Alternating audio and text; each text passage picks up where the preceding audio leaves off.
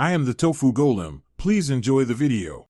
You start by preparing the SSD and installer. You back up anything vital, then connect the SSD so your PC recognizes it. This avoids surprises later.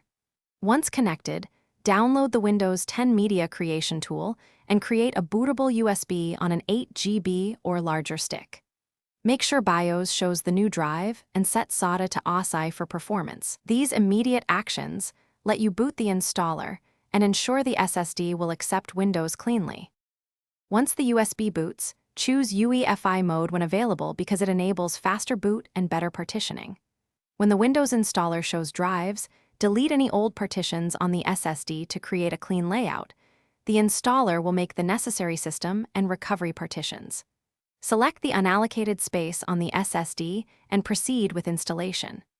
The installer copies files, restarts a few times, and configures Windows. Make sure to stay connected to power and avoid interrupting the process. After installation finishes, set the SSD as the primary boot device in BIOS and remove the installer USB to avoid boot loops.